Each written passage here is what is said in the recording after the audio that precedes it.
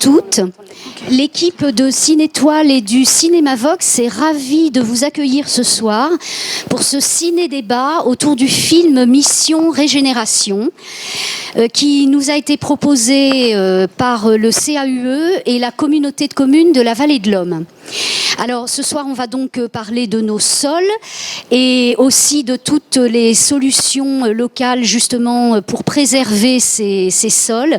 On a des intervenants de choix et donc je vais les laisser se présenter et je vais donner la parole à Salomé As qui est animatrice territoriale à la communauté de communes et que je remercie beaucoup parce que c'est grâce à elle, vraiment elle a fait un gros travail avec nous pour que la soirée s'organise au mieux. Donc merci et je te laisse la parole. Merci, je vais vous laisser... Vous voulez que je commence ? Oui, très bien. Ça vous va ? Oui, alors bonsoir à tous et merci d'être venus nombreux ce soir. Donc je suis Isabelle Castanet, je suis la vice-présidente de la communauté de communes en charge de l'environnement et de la biodiversité. Et donc il y a 2 ans, nous avons engagé la communauté de communes à répondre à un appel à projet de l'OFB qui était l'Atlas communal de la biodiversité. Mais on a de grandes ambitions sur ce territoire, donc on ne s'est pas contenté d'y inscrire une commune, 2 ou 3. On a inscrit les 26 communes de la communauté de communes. Donc vous connaissez un petit peu notre territoire, c'est plus de 50 km de long, c'est des Farges à Limeuil. Donc voilà, c'est un gros territoire. Et ce qui nous intéressait, c'était de faire un état des lieux de la biodiversité et ensuite d'animer bien évidemment tout ça. Donc on a été lauréat et donc avec voilà un budget qui va avec. Donc on a pu travailler pendant 2 ans. L'Atlas va se terminer au mois de juin. On a donc créé pour fêter cet événement le Printemps de la biodiversité. Donc je vous invite vraiment à récupérer le programme parce qu'il y a énormément de très belles choses qui se déroulent sur l'ensemble du territoire, mais il y a peu de place, il y a des activités, on ne peut pas prendre plus de 35 personnes pour notamment les nuits de la chouette, de la chauve-souris, etc. Voilà. Mais voilà, donc ça se passe à peu près jusqu'au mois de juin. Au mois de juin, il y a une restitution du travail. Cet atlas, c'est 21 personnes qui ont travaillé dessus. Le Conservatoire des espèces, le Conservatoire botanique sud-atlantique, Sistune Nature, enfin voilà, on a travaillé sur les amphibiens, on a travaillé sur voilà, des choses comme les serpents, les papillons, les oiseaux, etc.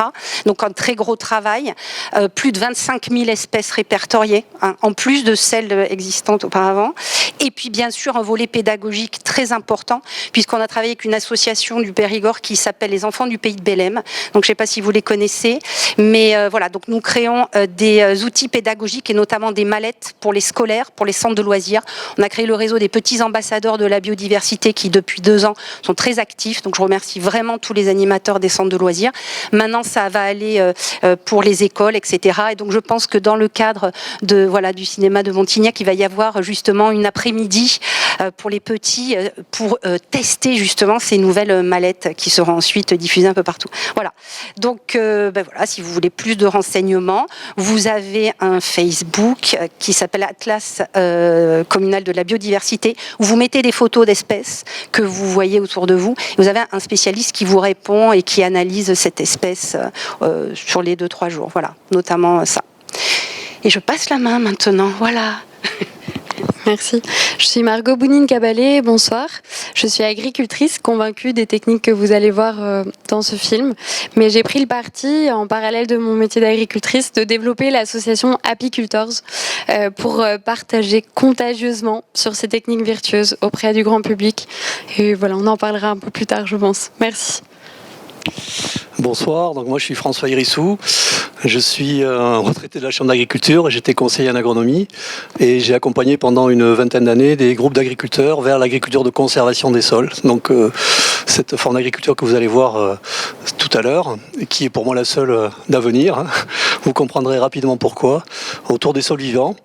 Et du coup, c'est une expérience qui est très enrichissante parce qu'elle est issue de travaux d'agriculteurs. Je pense qu'il faut vraiment avoir conscience que toutes ces innovations qui se font en France, en Europe et dans le monde autour de la conservation des sols et de l'agriculture de demain viennent des réseaux d'agriculteurs qui ont pris les devants sur la recherche qui maintenant valide tout ce que vous allez voir ce soir.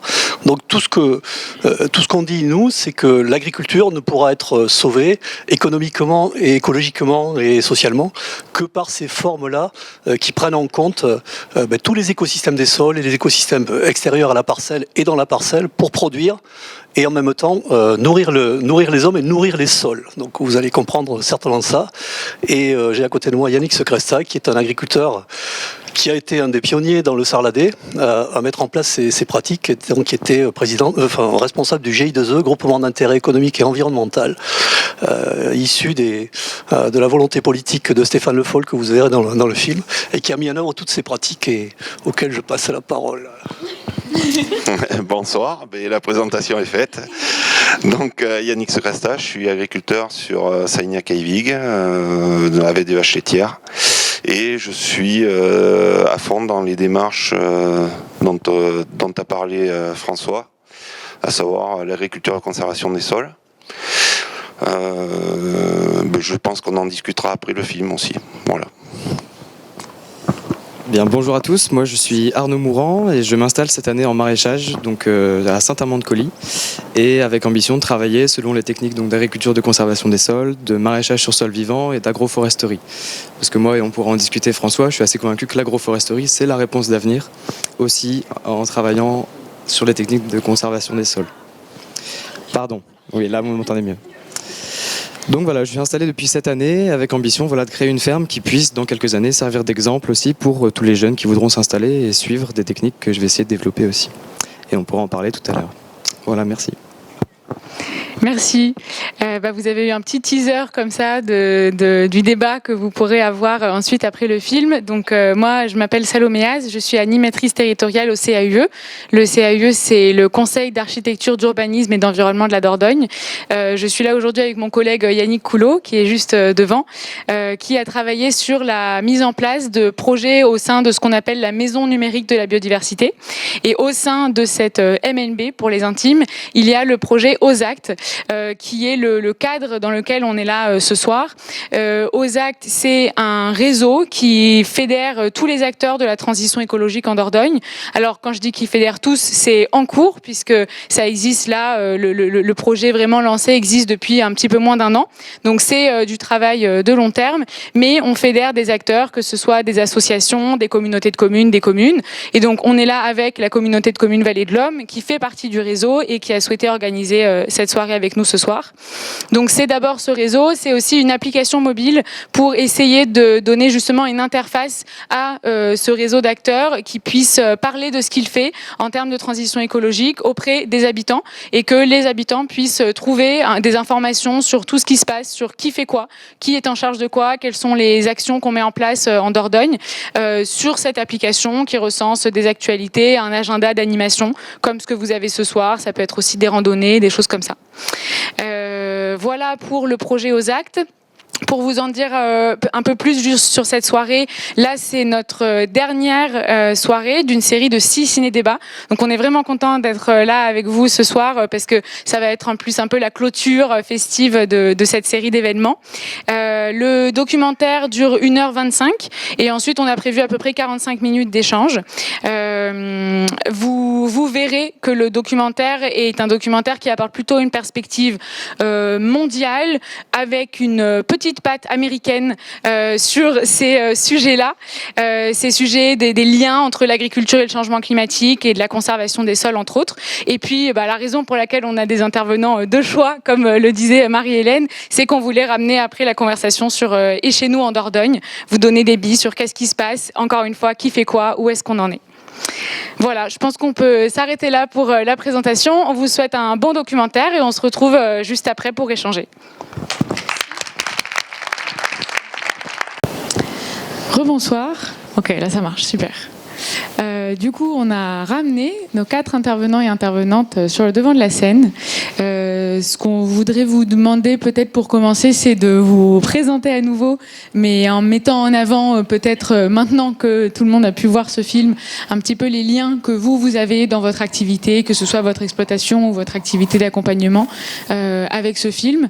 Et ensuite, on commencera, nous, par quelques questions qu'on avait préparées. Et ensuite, l'idée, c'est vraiment qu'il y a un temps d'échange également avec vous, que vous puissiez poser des questions techniques ou pas, pour en apprendre plus et vraiment profiter de la présence de ces 4 personnes qui sont actives sur le territoire.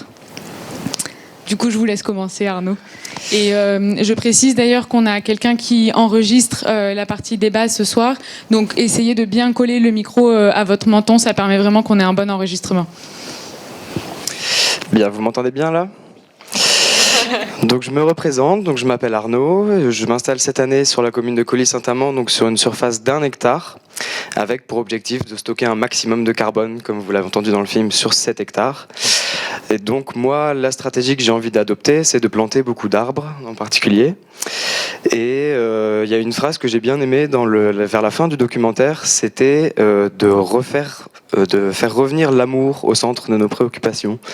Et pour le coup, réapprendre à aimer l'arbre, à aimer le vivant, le végétal, c'est quelque chose qui a été un vrai déclencheur pour moi au moment de lancer mon projet.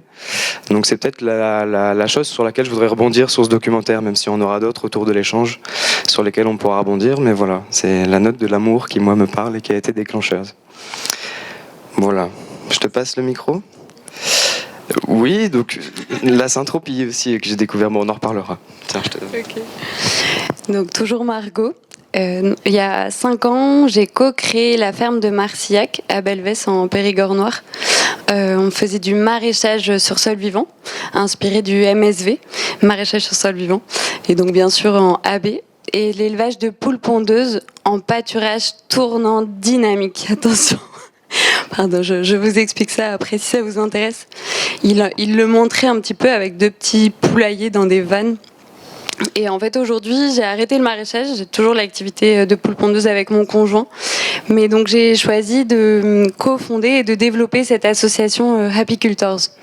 Donc on n'est pas là pour dire youhou c'est génial, l'agriculture vertueuse, cucu les petits oiseaux, on fait des ateliers avec les enfants. Ça oui, on fait des ateliers avec les enfants entre autres, mais en fait l'objectif de cette association c'était en fait de montrer que oui c'est difficile, enfin l'agriculture et nos quotidiens d'agriculteurs sont difficiles, mais en fait il y a justement cet émerveillement, tu m'as piqué ma phrase, autour du vivant qui est très satisfaisant et qu'il faut partager. Et il y a notamment plusieurs choses qui nous ont motivés dans le développement de l'association.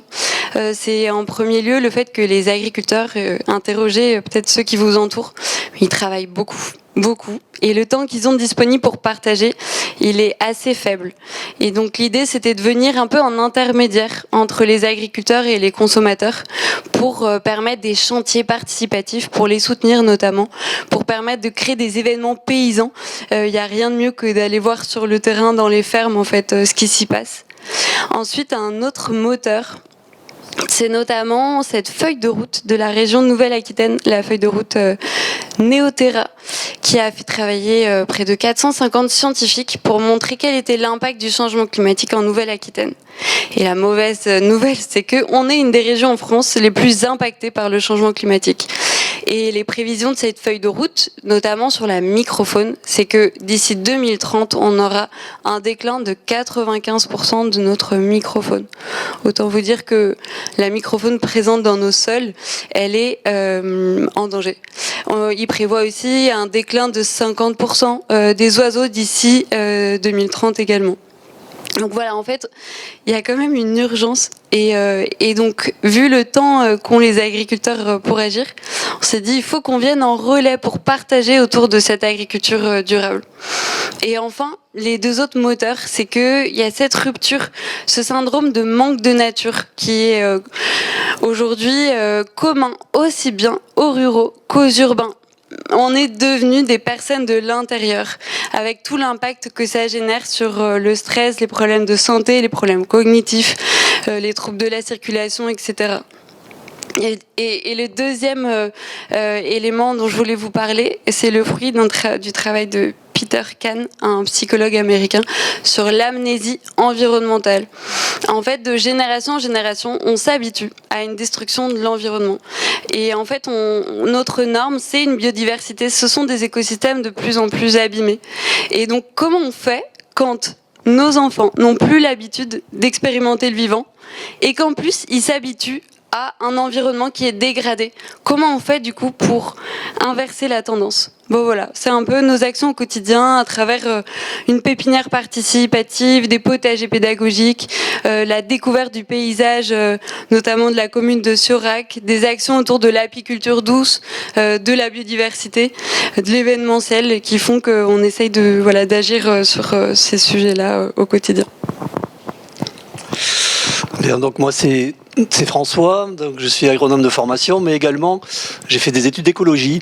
Et du coup j'ai découvert cette forme d'agriculture dans les années 2000, au contact d'agriculteurs et au contact d'une réalité qui était dans le Sarladais, ce qu'on appelle la zone vulnérable, qui est une zone vulnérable aux nitrates, du fait que de l'utilisation assez massive d'engrais nitratés, et qui percolaient dans les sols et puis qui se retrouvaient dans les nappes.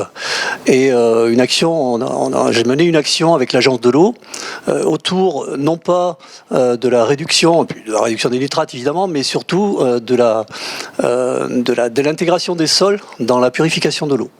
Donc dans les années 2000, on a fait un deal avec les agriculteurs, la mise en place de couvertures végétales, de couverts végétaux entre deux cultures, étant le moyen le plus sûr de refaire récapturer ces nitrates qui partaient dans les nappes, et puis de les réintégrer dans la biomasse de la couverture végétale. Donc les couverts végétaux que vous avez vus dans ce film-là sont des plantes que l'on insère entre deux cultures, plutôt que de laisser des terres nues. Et donc on a vu tout le problème et tout le mal que fait la terre nue en été notamment, puisque les sols réchauffés évaporent trop d'eau, et cette eau-là, le petit cycle de l'eau que l'on a vu s'en va trop loin. Du coup le végétal réintègre ce petit cycle de l'eau, et les couverts végétaux ont été avec les agriculteurs dans les années 2000 la première marche de cette reconquête des sols, et ça n'a pas été le non-travail du sol. Et je pense que c'est important de le dire, parce qu'on montre souvent cette forme d'agriculture, le semi-direct, et puis après on ne se préoccupe plus du reste. Non, c'est pas simple le semi-direct. Mettre une graine en terre avec un semoir direct que vous avez vu, ça ne s'improvise pas, puisqu'on arrive de sols très très travaillés depuis des décennies. Et donc il faut régénérer ces sols, et cette forme de régénération, c'est d'intégrer du couvert végétal. Donc le couvert végétal va se faire entre deux cultures. Ensuite, on diminue le travail du sol, et ensuite on fait des rotations diversifiées, c'est-à-dire que on associe dans le temps et même dans l'espace, c'est-à-dire ensemble plusieurs cultures, de façon à pouvoir justement considérer le sol non plus comme un substrat, mais comme un écosystème où tout fonctionne en circuit fermé. Et ce qu'il faut vraiment comprendre dans ce processus, c'est que c'est un changement, la transition agroécologique est un changement radical dans les pratiques, non seulement techniques, mais y compris cognitives, c'est-à-dire dans la façon de comprendre son métier d'agriculteur. Ça n'est plus une vision de contrôle permanent et de contrôle total sur la nature, mais c'est une adaptation au contexte de son exploitation. Et cette adaptation-là demande des formations, demande une vision des choses qui est considérablement modifiée par rapport à ce qu'on nous a enseigné. Et donc ça, c'est vraiment dans le travail d'un conseiller à l'agronomie ou d'un accompagnateur. Moi je dis, c'est vraiment la première des choses à faire, c'est prendre du recul, raisonner à froid et non pas à chaud, pour considérer que la problématique qu'on a devant les yeux, c'est-à-dire un sol vivant, ça ne se résout pas avec un système très simple. Non, c'est très complexe, et c'est ça peut-être qui en fait la difficulté, mais aussi vraiment tout le sel, tout l'intérêt. Et donc on verra peut-être au cours de la conversation comment ces pratiques-là se mettent en œuvre. Donc des couvertures végétales à très forte densité, un travail minimum, voire plus de travail du tout du sol. Donc on aura ici un agriculteur qui va nous présenter un peu les choses telles qu'il les fait chez lui. Et puis surtout les associations de plantes. Dans la nature, on met en place ces systèmes-là en les copiant sur les systèmes naturels. Et dans la nature, il n'y a jamais une plante seule, elles sont toujours en association.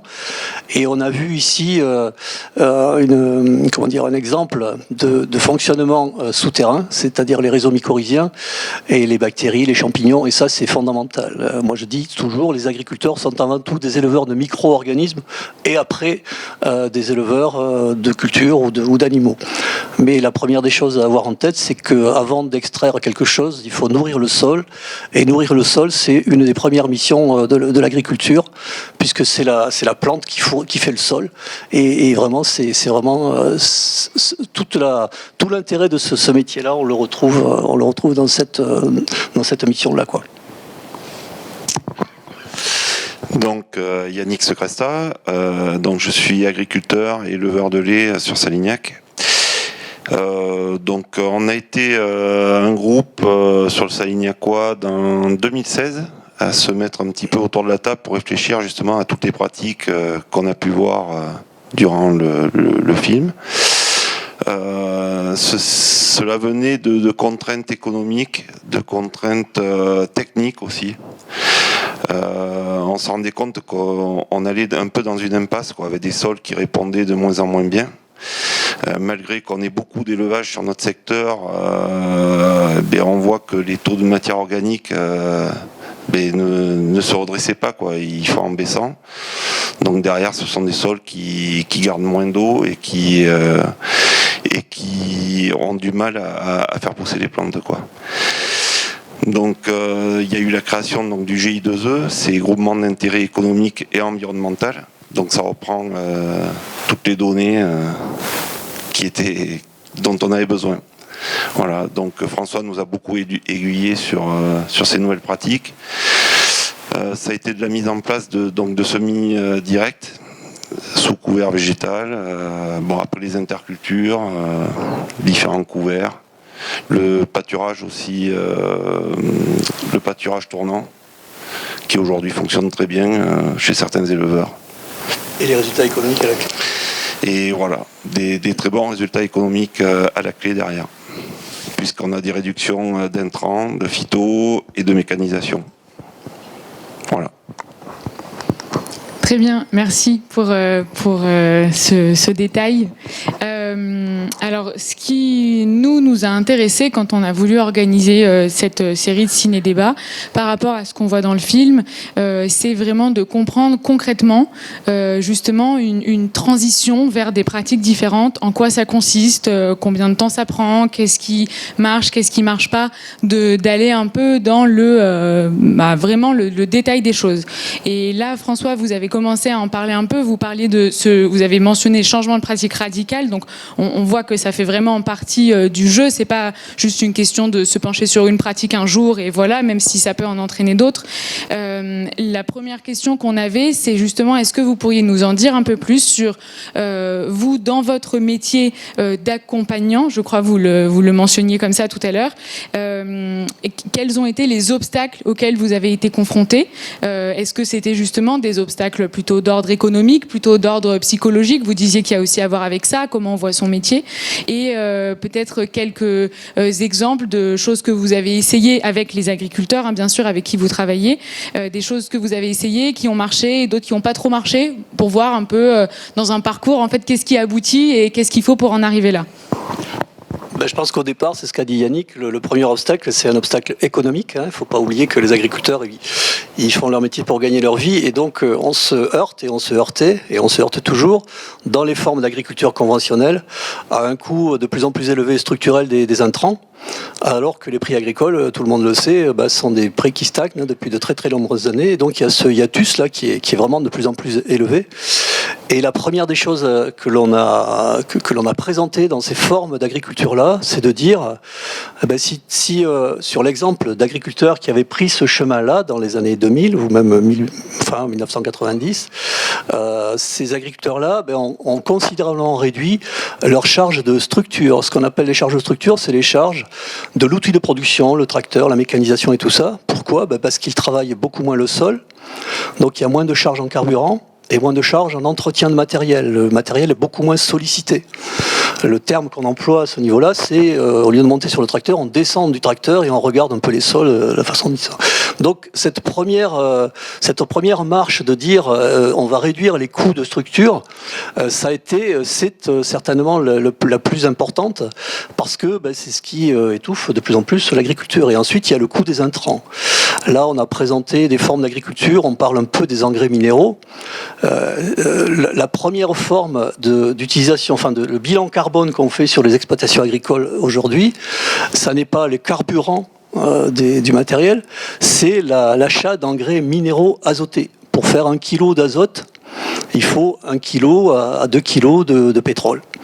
Et donc ça, on sait très bien qu'à terme, c'est condamné parce qu'on ne pourra pas indéfiniment faire ce type avoir ce type de dépenses. Donc il faut revenir à des pratiques qui utilisent de moins en moins d'intrants minéraux azotés et autres pour les remplacer par des intrants naturels. Et on a une plante, des familles de plantes qui sont les légumineuses, qui fixent l'azote de l'air et qui la mettent dans le sol. Donc ça a été de mettre en œuvre petit à petit des pratiques comme ça, de réintégrer ces formes de plantes, de moins solliciter le matériel parce que on travaillait moins le sol, et puis également de voir un peu ce qu'il y avait sous le sol, puisque la terre étant considérée dans un processus de contrôle de tout comme un substrat, finalement on s'en foutait pas mal. Mais à partir du moment où vous regardez, vous creusez sous le sol et vous regardez comment les racines se distribuent, comment les galeries se distribuent de vers de terre, etc. Là, vous avez une autre vision du métier d'agriculteur. Et moi, j'ai un agriculteur qui me disait, maintenant, en ayant pris conscience de ça, que les vers de terre, c'est au moins aussi important que le tracteur, que les bactéries, les champignons mycorhiziens, c'est mes alliés.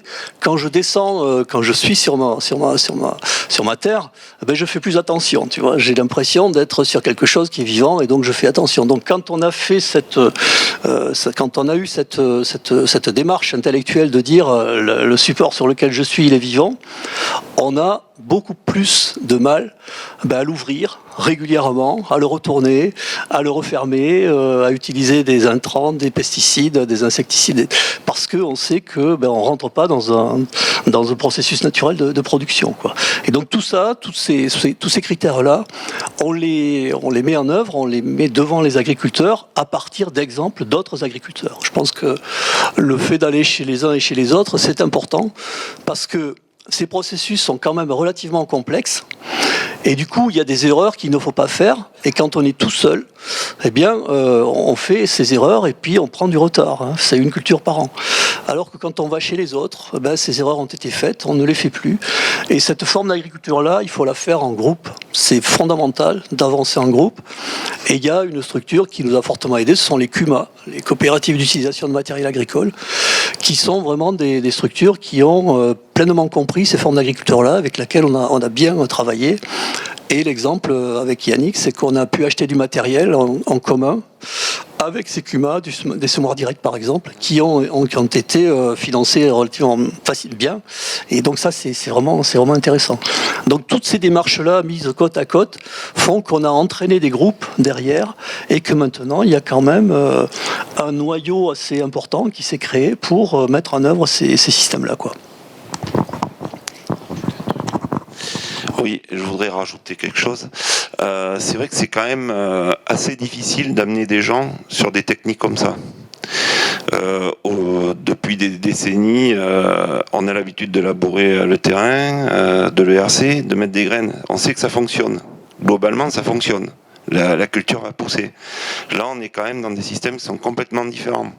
Donc, il y a une certaine prise de risque au départ, qui est difficile à faire prendre aux gens. Surtout que dans le contexte économique qu'on peut avoir, on n'a pas vraiment le droit de se tromper. Donc c'est ce que disait François, il faut quand même avoir une certaine mesure dans ce qu'on fait, et le fait de pouvoir bien se renseigner, de travailler en groupe, ça permet d'avancer plus sereinement. Est-ce que vous avez fait la stratégie de Gabe Brown qui consiste à dire je vous parie ma terre contre la vôtre, que ça va marcher chez vous? Non, on n'a pas fait de pari. Et par contre, ce qu'on a fait pour commencer, c'est minimiser les risques. Donc au départ du GI2E, quand on a commencé à parler de ces nouvelles techniques, déjà, on n'avait pas le matériel spécifique pour pouvoir implanter des graines dans du sol, puisqu'il faut un semoir semi-direct, c'est un outil spécifique. Donc on a eu la chance de pouvoir avoir accès à ce matériel par le biais d'une autre CUMA sur Saint-Cyprien, qui nous l'a prêté. Première chose qu'on a fait, ça a été d'implanter des pois, des vesses, des féveroles dans des prairies naturelles pour permettre d'avoir un meilleur rendement et d'augmenter les valeurs de nos fourrages. Et là, on s'est rendu compte que ça fonctionnait, quoi. Là, ce que vous avez mentionné, ce sont toutes des légumineuses. Tout à fait. D'accord. Ben, disons que la problématique qu'on avait, c'est que sur des prairies naturelles, par chez nous, elles soient dominantes de graminées. Donc on cherchait à aller remettre des plantes qui nous amenaient de l'azote dans le fourrage pour un fourrage super équilibré. Donc à partir de là, on a fait 1 an, 2 ans, on a sursemé aussi des luzernes. On s'est rendu compte que ça fonctionnait et on a avancé petit à petit et on s'est équipé derrière. Et donc, vous voyez, le changement radical qu'il y a eu là, c'est de dire, eh bien, on va implanter une graine dans une culture, dans quelque chose qui existe. Et imaginez, les parents, les grands-parents ont toujours dit, ben, il faut une terre rase pour implanter une graine. Et ben là, on fait exactement le contraire. On sème dans le sale plutôt que de semer dans le propre. Ça, c'est un agriculteur qui me l'a dit, tu sais, je pense que j'ai compris maintenant, je sème dans le sale. Et ça, c'est vraiment peut-être une phrase qu'il faut retenir. Parce que le sale, c'est pour nous, c'est le vivant, quoi. Et ça, c'est vraiment la vie, comme tu dis, c'est une agriculture du vivant qu'on met en œuvre. Et cette agriculture du vivant, elle non seulement à l'étage supérieur, mais elle est évidemment dessous. Dessous, c'est à peu près 10 tonnes de micro-organismes, de vers de terre, etc. Et donc, on parle dans un deuxième temps de nourrir les vaches, mais aussi de donner la ration au sol. Puisque quand on exporte 1, il faut importer 2 dans le sol. C'est-à-dire, si vous exportez 10 tonnes de maïs, il faut réintégrer 20 tonnes de matière sèche dans le sol pour le nourrir. Donc 20 tonnes, ça commence à faire. Et ça, il faut savoir faire. Donc qu'est-ce qu'on fait ? Eh bien, par exemple, pour être très pratique, entre un blé que vous moissonnez en juillet et un maïs que vous allez ressemer au mois d'avril suivant, plutôt que de se laisser la terre nue, qui est un scandale absolu pour moi maintenant, c'est de mettre 2 couverts consécutifs. Vous semez un couvert d'été dans le blé, à base de crucifères, de pois, moutarde, sarrasin, etc., des plantes qui vont geler à l'automne, et dans lesquelles vous allez introduire une légumineuse ou plusieurs légumineuses à l'automne avec un semis direct qui va attendre le printemps, dans lequel vous allez remettre le maïs en semis direct. Et vous voyez, il y a une continuité permanente, et le sol se nourrit à l'interculture avec ces couverts très très denses qui font quasiment en biomasse autant que le maïs qu'on aura récolté ou le blé qu'on aura récolté. Et ça, c'est le changement radical dans la tête. Et ça, il faut aller le voir chez les autres parce qu'on n'y croit pas quand c'est un conseiller qui vous le dit, quoi. Donc il faut qu'un paysan vous le dise, et c'est la meilleure des façons, quoi. Et d'ailleurs, sur ce point, Yannick, vous nous aviez envoyé au CAUE quelques vidéos pour préparer justement ce ciné-débat. Et c'est des vidéos de vos collègues éleveurs, agriculteurs qui ont fait partie du GI2E et qui expliquent en quelques minutes aussi un peu des étapes qu'ils ont mis en place. Il y en a un en particulier, c'est assez intéressant à voir, Monsieur Constant, je crois, qui est éleveur. Lui, il explique qu'il a commencé en 2014 avec quelques hectares où il n'a pas labouré. Et puis en 2015, ça avait bien marché, donc il est passé de 4 hectares à 15 hectares, et puis 10 ans après, il est passé sur cette méthode sur l'ensemble de sa surface, mais on voit vraiment le côté, la temporalité qu'il ne faut pas négliger, quoi. C'est exactement ça. On est obligé de passer par des étapes pour minimiser les prises de risques. C'est impossible de changer un système du tout au tout. Si jamais il y a une erreur, ça se paye cash, quoi. Donc ça, c'est pas possible. Et donc oui, les vidéos, c'est des éleveurs du GI2E. Donc je l'ai pas précisé tout à l'heure, mais il y a de l'élevage à l'étang, bovin laitant, bovin lait, du caprin et de l'ovin. On a tout type d'élevage représenté sur notre GI2E. Super. Voilà. Merci. Et alors là, du coup, on a parlé plutôt élevage et vous avez mentionné l'importance par rapport à l'autonomie fourragère. C'était aussi ça que vous aviez en tête. Est-ce que si on se tourne vers vous, plutôt Arnaud, vous êtes en maraîchage, alors principalement ou entièrement, je crois. Vous avez été formé au jardin de Vallaujoux, et quand on va sur le site des jardins de Vallaujoux, on voit qu'ils expliquent que la démarche de faire de l'agroforesterie dans le maraîchage est assez pionnière finalement, que c'est pas forcément très répandu. Est-ce que vous pourriez nous expliquer peut-être pourquoi, qu'on comprenne en tant que novice, en tout cas pour certaines d'entre nous dans la salle, pourquoi on n'en est pas, c'est pas aussi évident peut-être que sur de l'élevage. Et vous, où est-ce que vous en êtes dans votre installation et par rapport à la conception d'une exploitation comme ça ? Oui, alors en maraîchage, à la différence de la production bovine, la production laitière, on travaille sur des plus petites surfaces parce qu'on fait des légumes à plus forte valeur ajoutée qu'on vend plus cher, donc on n'a pas besoin d'avoir tant de surface pour avoir les mêmes salaires d'agriculteurs. Donc on a des pratiques très différentes. On essaie de couvrir les sols classiquement en maraîchage sur sol vivant, c'est ce qui se fait beaucoup ces dernières années. L'agroforesterie, pour moi, elle franchit un pas dans le sens où elle remet en question l'a priori commun qu'on a depuis les années 50-70, au sens où un légume, à côté d'un arbre, il poussera pas, parce que l'arbre va pomper toute l'eau, va pomper tous les nutriments, et si on le fait une première année, on constatera qu'en effet, la salade à côté d'un saule ou d'un peuplier ne va pas pousser.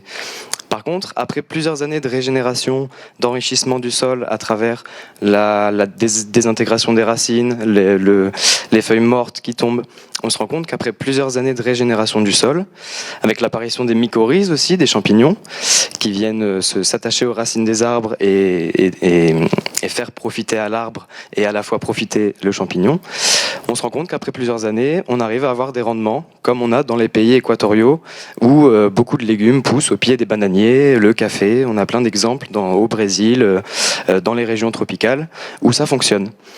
Donc l'idée de l'agroforesterie dans nos contextes ici occidentaux, c'est de s'inspirer de ces techniques-là et d'aboutir à des sols forestiers qui soient riches, fertiles, qui résistent aux attaques des ravageurs et qui nous permettent de faire pousser nos légumes qu'on aime tant. On aime tant nos tomates, nos courgettes, etc. Et si on veut arrêter de faire des monocultures et avoir des sols pauvres qui s'érodent, eh ben, pour moi, la réponse, c'est l'arbre. Et alors, pourquoi est-ce que c'est pas tant développé aujourd'hui ? La réponse, pour moi, elle est économique. C'est-à-dire que pour récolter suffisamment, pour vendre suffisamment, pour se tirer un bon salaire, c'est toujours plus pratique de tirer des lignes bien droites. Ça va beaucoup plus vite à récolter, on peut mécaniser. Alors qu'au sein d'une forêt, quand il faut aller chercher la salade par-ci, par-là, parce qu'elle est au pied de tel ou tel arbre, c'est compliqué, ça prend plus de temps, on peut pas mécaniser, donc on peut pas en vivre. Donc moi, la façon dont j'ai envie de travailler, c'est justement d'essayer de trouver un moyen de rendre ça vivable. Donc c'est pour ça que la manière dont j'ai designé mon terrain, j'ai 13 jardins qui font tous 300 mètres carrés, qui seront travaillés en maraîchage sur sol vivant, donc en association de culture, mais que légumières. Et toutes les haies qui vont border ces terrains sont des futures forêts dans mon esprit. C'est-à-dire que j'ai commencé à implanter les premiers arbres et l'idée c'est d'année en année rajouter de plus en plus de complexité, de plus en plus d'essences différentes qui vont se compléter et former un sol forestier et à terme de pouvoir planter mes légumes dans ces haies aussi et à terme enlever les jardins, que ce soit que des haies partout, agroforestières et productives. Voilà. Merci. Bon, on a envie d'y croire, en tout cas, et de voir sur le long terme ce que ça donne. Et là, vous avez mentionné justement le terme, designer, le fait que vous avez conçu votre exploitation. Et quand on va sur la page de l'association Apicultors, on voit certains exemples d'animation que vous mettez en place. Et il y en a une, soit qui est passée récemment, soit qui arrive, qui était sur la conception d'un potager en maraîchage sol vivant. Est-ce que vous pourriez nous expliquer un peu, Margot, justement, si on vient chez vous, si on vient faire une de ces animations, avec quel type de connaissances ou de compétences on repart, puisque vous mentionniez, comme François, cette importance du partage en fait et de démultiplier un peu les exemples. Donc là, vous êtes dans l'accompagnement plutôt aux particuliers, aux habitants. Voilà, quand on arrive chez vous, ensuite on repart avec quoi ? Oui, alors ce qui se passe aujourd'hui en plus, c'est qu'on apprend de plus en plus chaque jour. Il y a énormément de travail de recherche.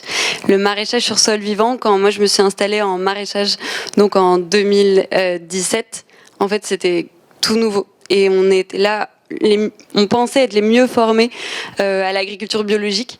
Et en fait, on s'installe, on pense que voilà, on va enfin, au bout de quelques mois, quelques années, arriver à tel objectif. Et en fait, on se rend compte qu'il y a une technique qui est apparue et qui est bien meilleure que ce qu'on fait au niveau justement de la gradation des sols.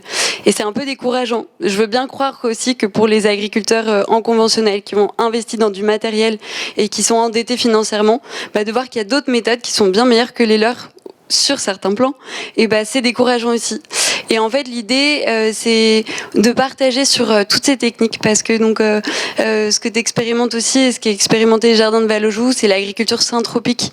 Et au-delà de venir associer des végétaux, c'est aussi des techniques pour infiltrer encore plus d'eau dans le sol, optimiser la photosynthèse, etc. Et en fait, nous, l'idée dans l'association, c'est un peu de vulgariser autour de toutes ces pratiques, vous donner les outils pour comprendre voilà, ces techniques-là. Et dans nos ateliers, donc ça commence par là. Et dans un second temps, on vient vous apporter nos outils pour réussir ces objectifs de potager.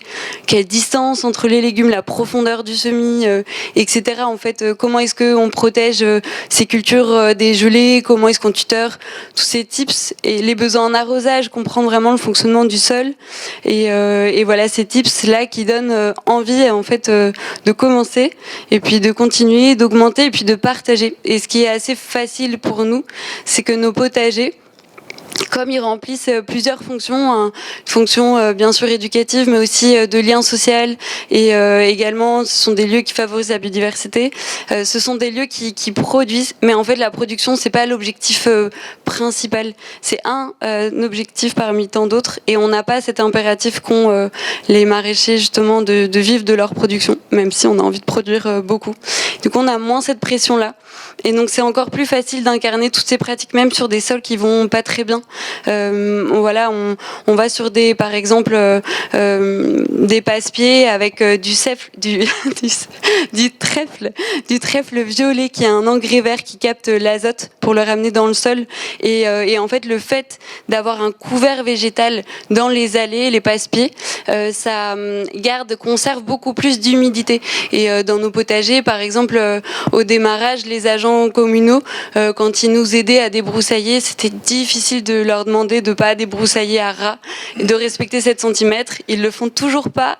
Et du coup, les sols, bien sûr, il s'assèche avec les sécheresses qu'on a l'été.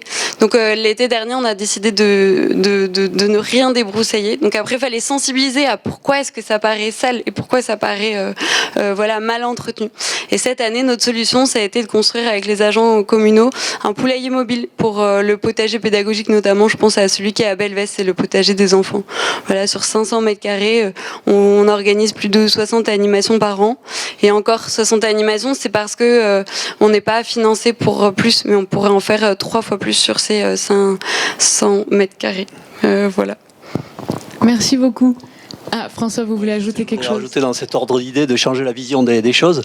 Enfin, je suis sur une communauté de communes là, du pays de Fénelon. Là, ici, il y a des amis, là, la directrice, et puis Patrick et Philippe. On est en train de porter un projet au niveau d'une dizaine de communes du pays de Fénelon pour réintégrer l'arbre fruitier dans les pratiques, hein, puisqu'on s'aperçoit qu'on n'a pas beaucoup de fruits qui sont produits en périgord noir. Il y en a très peu.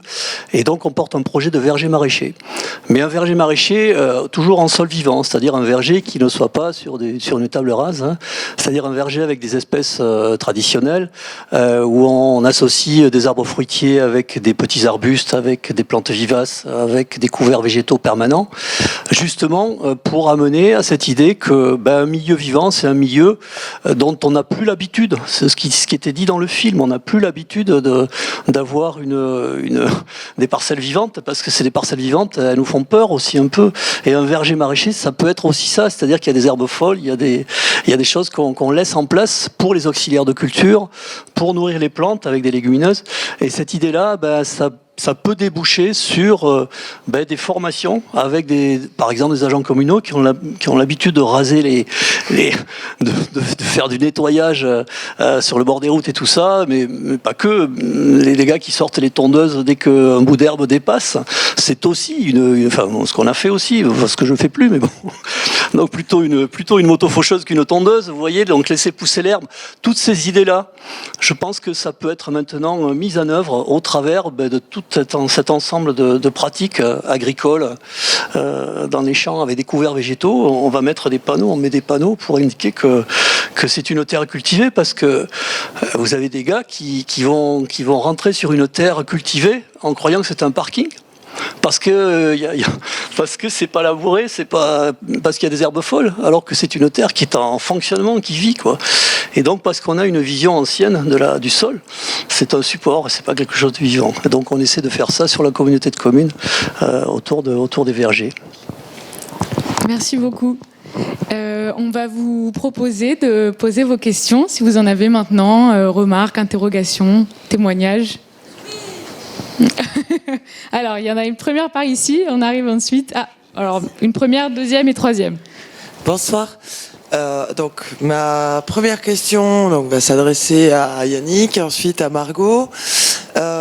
Yannick, au niveau des agriculteurs du coin, mis à part tes acolytes, avec qui tu t'es lancé dans le projet, comment tu le ressens? Est-ce qu'ils sont plutôt curieux, plutôt très intéressés? Est-ce que tu sens la contagion ou ils marginalisent un peu la démarche?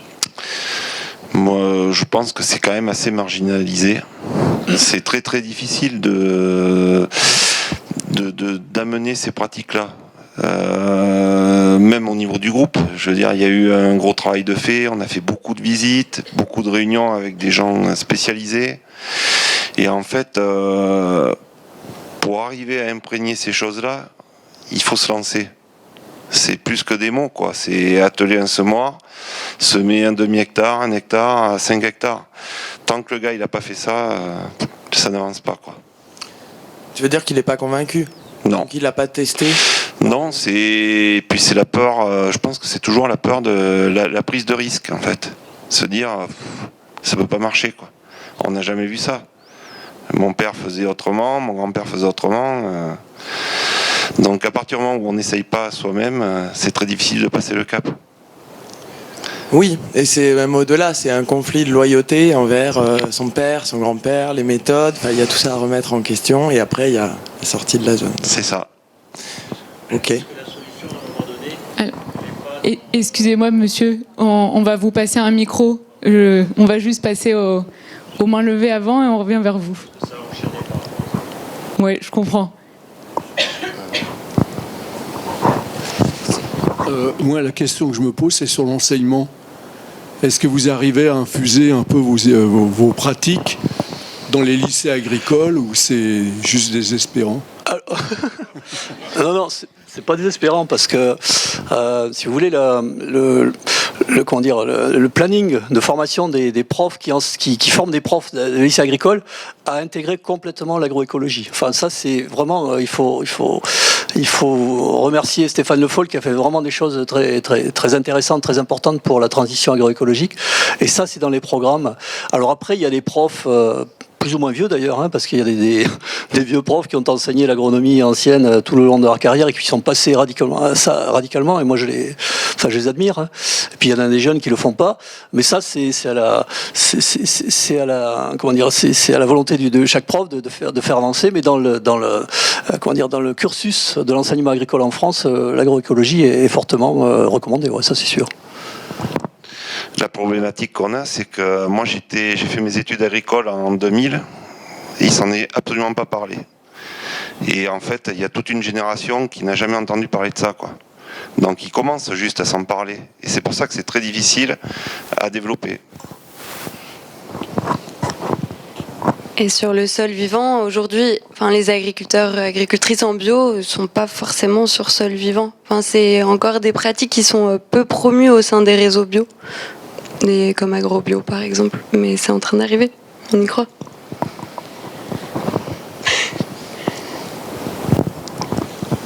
Bonsoir, j'aurais aimé savoir combien de surfaces agricoles en France sont concernées par l'agriculture de conversion, pour faire un parallèle par rapport aux États-Unis où on parlait de 5%, et peut-être aussi particulièrement en Dordogne. Ouais. Alors ça, c'est une question dans la foulée, c'est à l'éleveur là.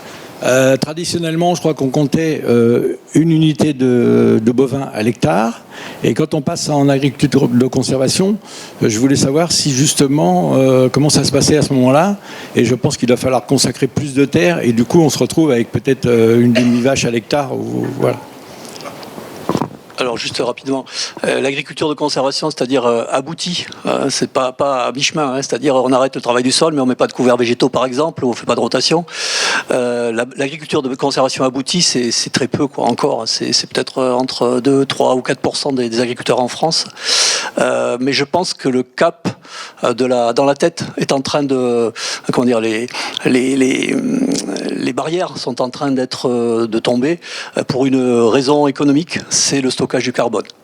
C'est qu'on a maintenant des entreprises qui commencent à racheter des quotas de carbone chez des agriculteurs dans ces techniques-là, parce que c'est des techniques qui stockent du carbone. Et ça, c'est validé scientifiquement. On a une méta-analyse mondiale qui montre que c'est la seule forme d'agriculture qui stocke du carbone, qui stocke en carbone 500 kg et 1 tonne de carbone, c'est-à-dire, vous multipliez par 4, entre 2 tonnes et 4 tonnes de CO2 à l'hectare.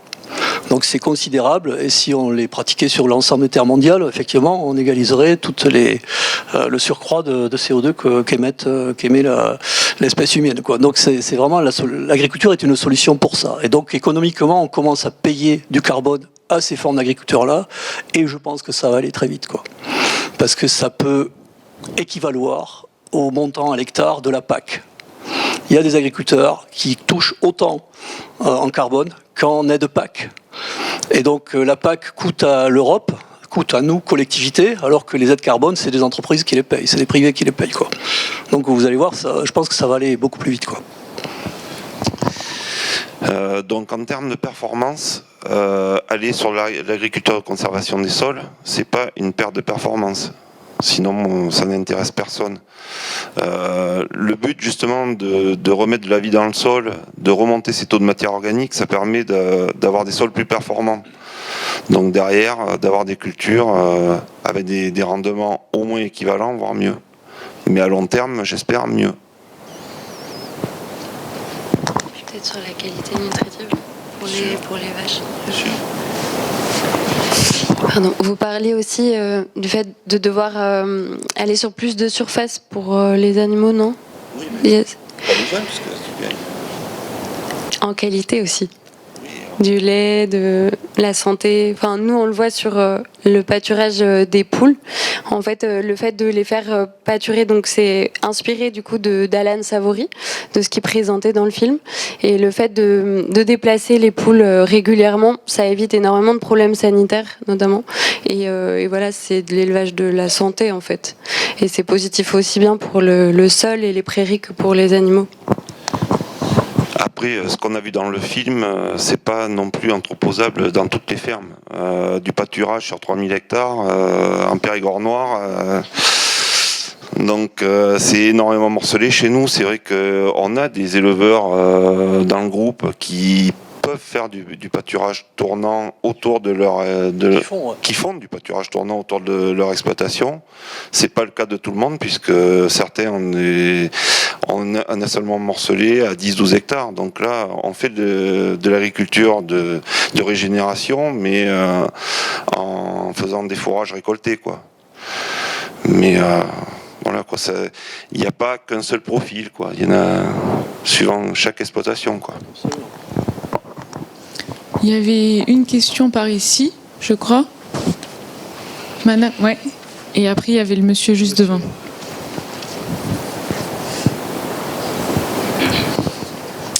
Attention, question très technique d'une jardinière en herbe. Comment je fais pour me débarrasser des beaux escargots et des belles limaces qui viennent manger mon jardin, mes salades en bio évidemment, parce que à part les canards. Alors, je vais vous répondre pour les limaces, parce que sur les escargots, je ne connais pas très bien. Et la réponse que je vais vous donner, je l'emprunte à Hervé Covès, que j'ai pu rencontrer justement au jardin de Vallaujoux plusieurs fois. En fait, je vais vous donner une réponse un peu plus générale que juste aussi pour les limaces, c'est de la lutte contre les ravageurs de manière générale. La lutte classique, c'est de mettre des produits chimiques qui vont manger, qui vont les tuer, et la population s'éteindra au fur et à mesure.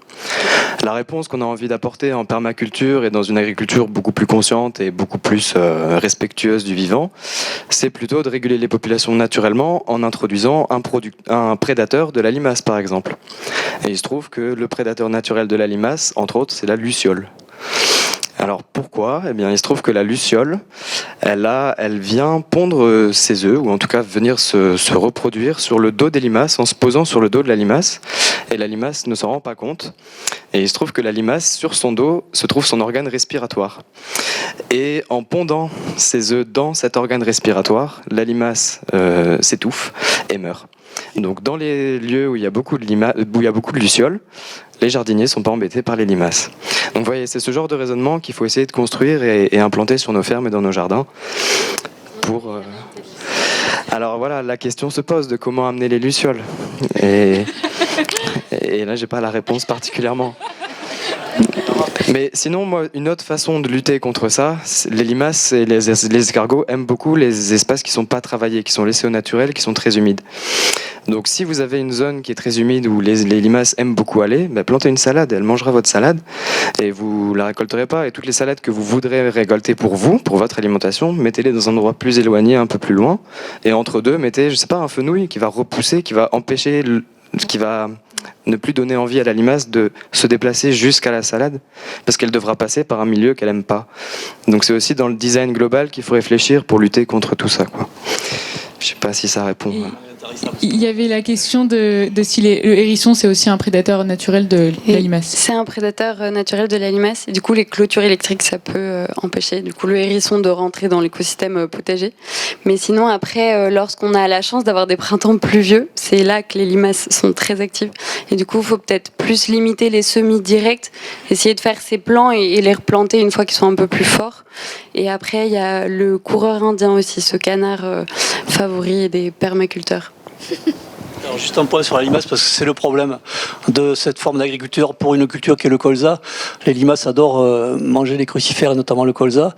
Et donc, une réponse qu'ont apporté des agriculteurs à ces problématiques-là, la limace, vous ne l'éliminerez jamais, puisque la limace, ça pond 2 fois dans l'année, 500 petites limaces, donc c'est pas en la tuant que vous. Donc, elle sera toujours là, sauf que, comme pour le jardin, vous allez lui mettre des cultures qu'elle va dévorer, des plantes qu'elle va dévorer plutôt que la vraie culture. Et en colza, ce qu'on peut faire, c'est faire des colzas précoces. C'est ce que font des colzas précoces qui poussent avant les autres et qui sont dévorés par les limaces. En tournesol, on implante une orge dans le tournesol qui va pousser, qui va être mangé par la limace. Et quand le tournesol sera assez haut, elle le laissera tranquille.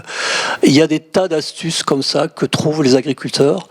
Et les agriculteurs qui ont vraiment fait le chemin dans leur tête de changer, de ne pas revenir en arrière, eh bien, ils préfèrent perdre une récolte, ne pas travailler le sol pour laisser un insecte qu'on appelle les coléoptères, qui sont les carabes, qui sont les gros ennemis des limaces parce qu'ils bouffent les œufs.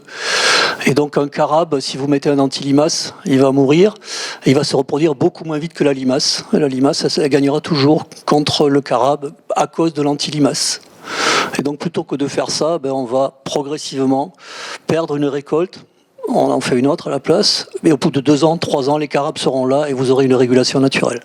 Et il y a beaucoup d'agriculteurs maintenant qui se passent d'anti-limaces dans le colza, dans le tournesol, parce qu'ils ont régulé leur limace grâce à cette astuce-là. Il y avait une question par ici. Ah oui, pardon. Moi, je voulais revenir sur l'importance que vous avez mis en avant de la diversité des espèces. Et en fait, je me demandais, il y avait un problème à un moment sur les semences et notamment sur tout ce qui était produits traditionnels qui n'étaient plus cultivés parce qu'on ne pouvait pas avoir commercé toutes les semences. Est-ce que ça a changé ? Il me semble qu'en 2020, il y a eu des changements dans la loi. Où est-ce qu'on en est de ces variétés des semences, en fait ?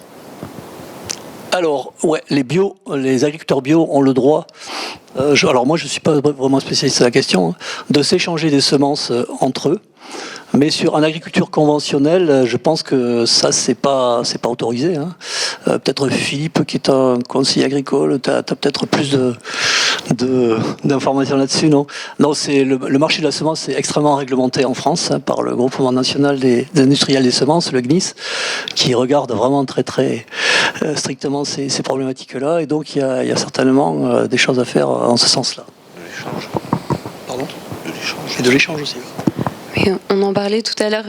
Une des problématiques, c'est que du coup, on a pris du retard sur la sélection des semences paysannes. En fait, il y a des semenciers engagés qui font de la multiplication de semences, mais au niveau de la sélection, les maraîchers notamment utilisent de plus en plus de F1 parce que voilà, ça leur fait gagner du temps. Ils ont des productions qui sont plus standardisées, etc.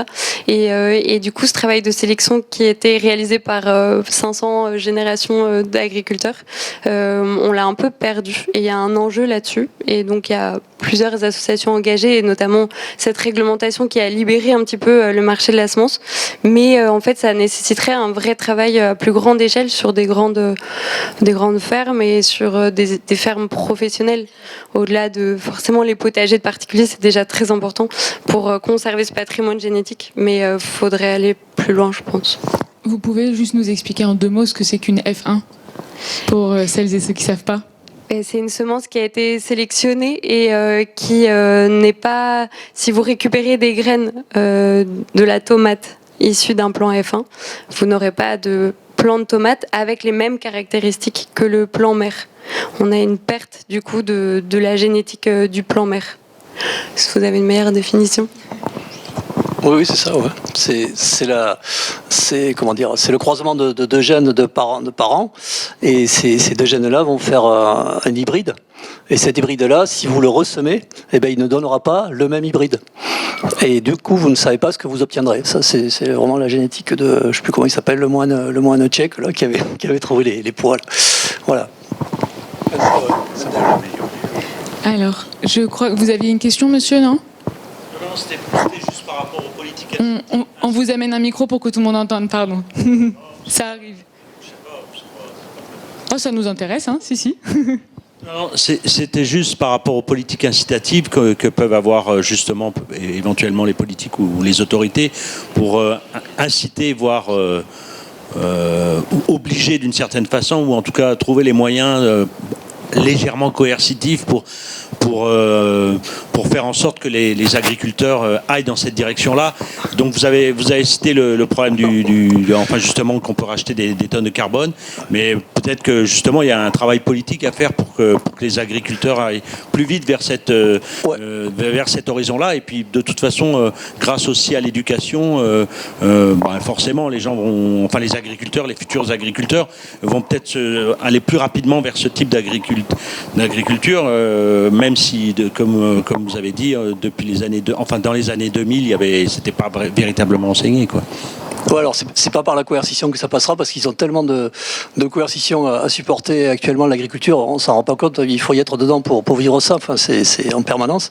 Donc c'est par des incitations plutôt, et effectivement cette agriculture-là n'est pas soutenue, enfin elle n'est pas connue, quoi. Elle n'est pas connue, enfin je sais même pas si le ministre de l'Agriculture il connaît cette forme d'agriculture de conservation des sols, en tout cas il ne le montre pas. Et donc il n'y a aucune aide, il n'y a aucune reconnaissance de ces formes d'agriculteurs-là, et ça va être le marché, heureusement ou malheureusement, qui va la reconnaître au travers des quotas carbone, je pense. Et puis ça va être la réalité économique de l'agriculture avec les prix, enfin structurellement le coût des intrants, des investissements et des intrants qui est vraiment déconnecté des prix agricoles. Ça c'est sûr, quoi. Ça existe déjà d'être payé pour stocker du carbone ? Oui. La question c'est est-ce que ça existe déjà d'être payé pour stocker du carbone ? Oui, on a exemple. Enfin, moi j'ai à peu près une dizaine d'agriculteurs dans le département qui ont souscrit. Et en France, je ne sais pas combien, mais il y en a quelques milliers peut-être qui commencent à faire ça. Ouais. C'est ce que ça leur ramène ? Ça leur ramène financièrement ? C'est l'équivalent, je vous dis, sur une exploitation, l'exemple que j'ai en tête, 240 hectares, c'est autour de 10 000 € par an. C'est moins que la PAC, mais c'est déjà conséquent, quoi, pour rien, parce qu'ils gagnent de l'argent en plus en le faisant, quoi, en le mettant en œuvre.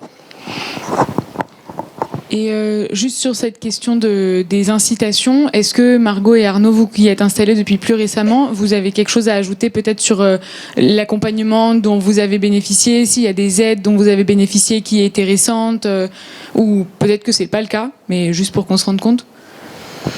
Sur nos parcours à Poule, on a planté des centaines d'arbres, on a implanté 500 mètres de haies, et ça c'est grâce au dispositif de l'Europe en partenariat avec l'association Prom Haies.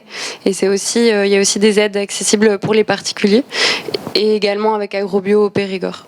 Mais bon, financièrement, à notre échelle de micro-ferme, on n'a pas 10 000 euros. Et pour ma part, en ce qui concerne les aides à l'installation, elles se comptent en 3 parties seulement. La DGA d'un côté, donc donnée par l'Europe, et les aides aux investissements par la région et le département. Et après, il y a d'autres dispositifs annexes dont tu parles pour des trucs ponctuels, comme planter des haies, organiser des formations, tout ça. Mais voilà, mon incitation à avoir ce genre de pratique, elle est portée par la région, le département et l'Europe. Voilà. La DGA, c'est dotation jeunes agriculteurs, si jamais pour les acronymes. Est-ce qu'il y avait d'autres questions, peut-être? Oui. On en voit 3. Il est à peu près 23h15. On va prendre déjà ces 3-là. Et puis ensuite, on vous proposera soit de continuer si vous avez encore de l'énergie, soit de clôturer. Moi, c'est pas vraiment des questions, c'est juste pour apporter des compléments sur des encouragements à aller dans ces cultures-là. Il y a une réforme de la PAC qui va arriver. J'ai une collègue là-haut qui s'y connaît encore mieux que moi, qui pourra me confirmer. On a des obligations d'interculture sur de la monoculture qui fait son entrée dans la nouvelle réforme de la PAC. Donc des gens qui, sur la même parcelle, vont faire constamment la même culture d'année en année, vont être obligés de mettre des intercultures. Et on l'a aussi sur des intercultures longues où on aura l'obligation d'avoir un couvert. On avait déjà ce genre de système d'encouragement de surface d'intérêt écologique avant, dans la précédente réforme. Et c'est d'autant plus encouragé demain, samedi, le 1er avril. Merci pour ces précisions. Alors, il y avait une question juste devant.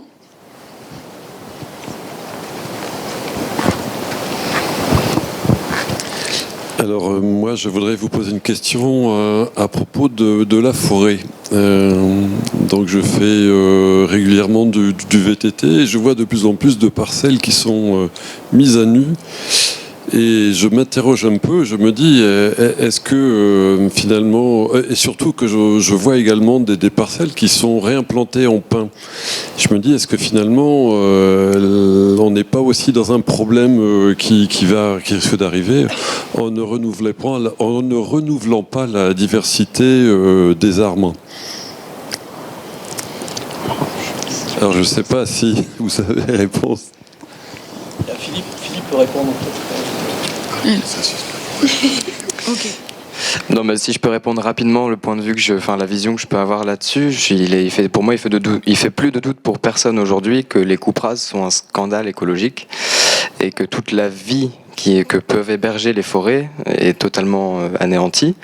Et l'enjeu, je pense, c'est justement de retrouver des terrains où on peut réimplanter des forêts et empêcher des systèmes de coupes rases totalement. Mais alors, quel impact précis Donc là, on a un élément de réponse aussi pour compléter. C'est vrai que ce soir, on avait réuni plutôt des personnes qui vont avoir une vision sur l'agriculture. Par contre, pour compléter peut-être un peu, le département a organisé des assises de la forêt en février, je crois. Tous les échanges ont été filmés. Donc vous pouvez aussi retrouver des informations là-dedans sur l'appli Aux Actes et sur le site du conseil départemental, si vous cherchez un peu les acteurs et les réponses qu'ils essayent d'apporter. Merci pour la question sur les forêts, là, parce que c'est vrai, c'est une question que je me pose beaucoup aussi en me promenant dans la région. Et c'est totalement sinistre en soi, mais bon, il faut aussi du bois pour se chauffer, et on fait du feu dans la cheminée, et ainsi de suite. Bon, c'était pas ça mon propos. Mon propos, c'était, j'ai une question à poser vraiment très très belle. Je suis pas du tout agriculteur, ni jardinier, ni rien du tout. Comment on peut faire pousser une salade sous un arbre ? Est-ce qu'il n'y a pas un problème de lumière ? J'ai compris l'interaction entre tous les éléments naturels, mais la lumière ne doit pas parvenir à la salade ? Sous un arbre, il y a toujours un peu de lumière. Dans une forêt, quand vous baladez en forêt, vous voyez le jour quand même. Vous n'êtes pas dans l'obscurité totale.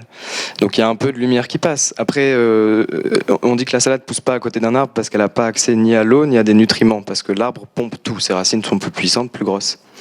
Sauf que dans un sol forestier, où il n'y a pas que les racines de l'arbre et de la salade, mais il y a aussi tout un réseau de champignons, une trame d'hyperfluidité qui se balade au sein qui permet de faire circuler l'eau.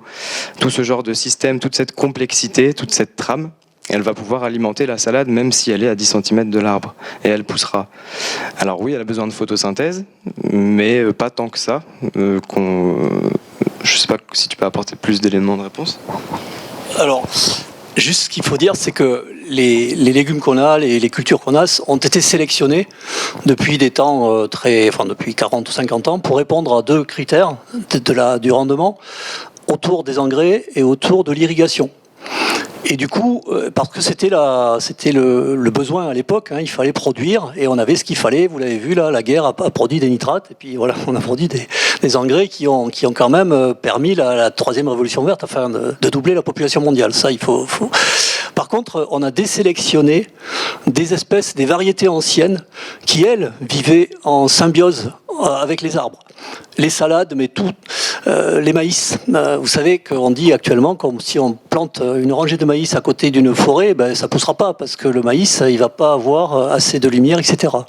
Or, les maïs d'origine, dans leur pays d'origine qui est le Mexique, sont des maïs mycorhizés, c'est-à-dire qui ont des racines avec des champignons mycorhiziens qui les relient aux arbres. Et c'est ceux qui poussent le mieux, ceux qui sont en bordure des forêts, contrairement à ceux qui sont. Parce qu'on a désélectionné des processus biologiques naturels qui sont maintenant indispensables à utiliser. Et donc, on va resélectionner des processus naturels, notamment d'alimentation des plantes, en recherchant dans la nature des plantes qui sont, par exemple, mycorhizées, parce qu'il ne faut jamais oublier qu'une plante se nourrit grâce à ces micro-organismes qu'elle a autour des racines, son microbiote. Et on dit qu'une racine, c'est un intestin à l'envers, parce que la racine, elle est entourée de bactéries et de champignons qui la nourrissent. Du coup, si vous désélectionnez les plantes pour être nourries par les bactéries et les champignons, elle ne sera nourrie qu'à l'extérieur par des apports extérieurs d'engrais, tout ça. Donc c'est ce problème-là. Et vous pouvez très bien faire des salades qui sont d'ailleurs des légumes d'ombrage, de mi-ombrage, à proximité.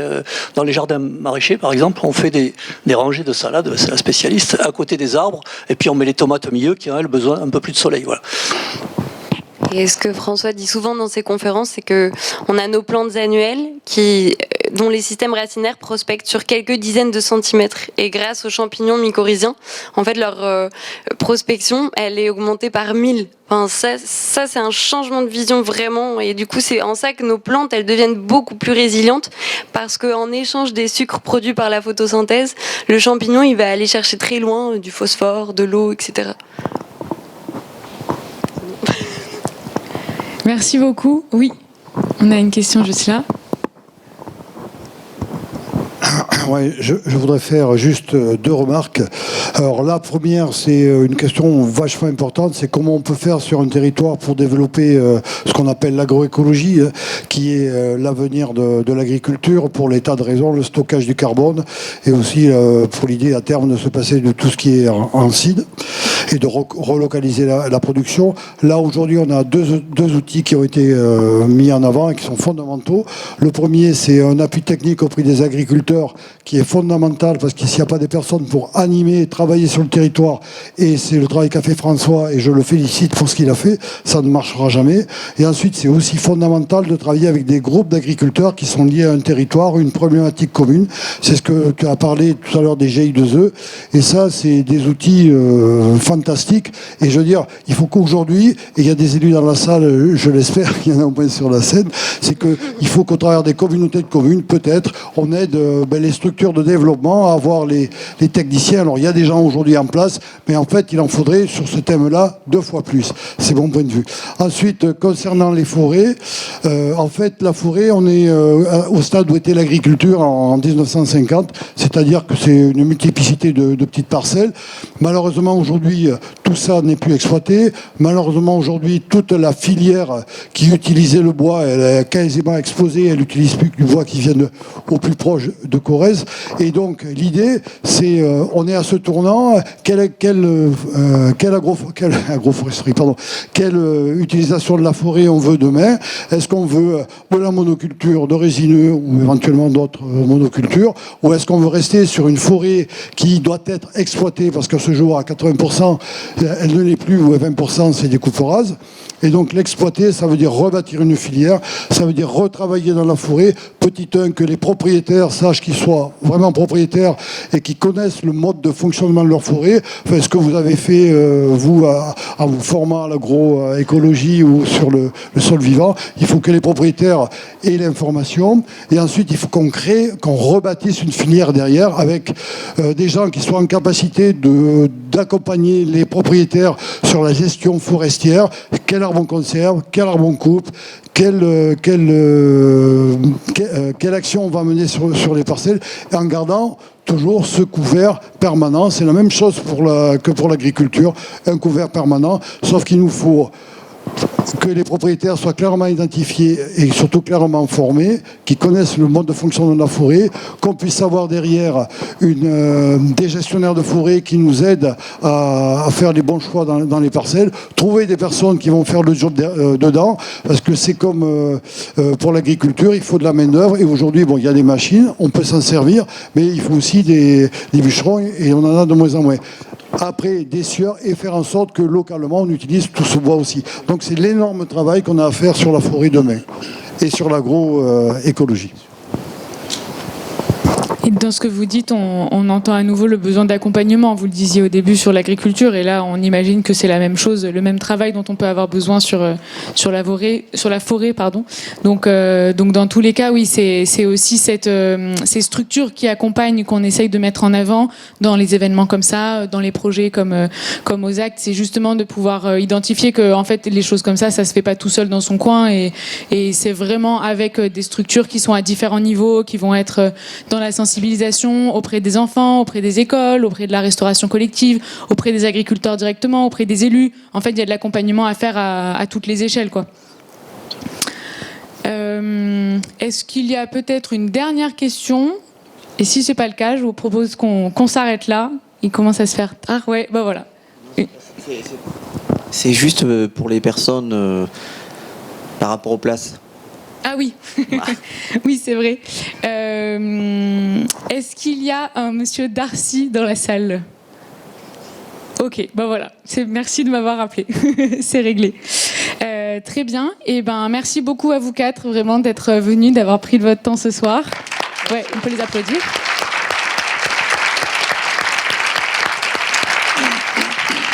Merci du coup à Ciné Passion et à Ciné Étoile qui nous accueillent aujourd'hui. Merci à la communauté de communes Vallée de l'Homme qui a souhaité organiser cet événement sur son territoire ce soir. Et donc pour finir, voilà, je vous encourage, si ça vous a intéressé, à retrouver notamment certaines des séances. Là, je vous le disais, cette séance a été filmée pour le débat. Il y a d'autres des séances qui l'ont été.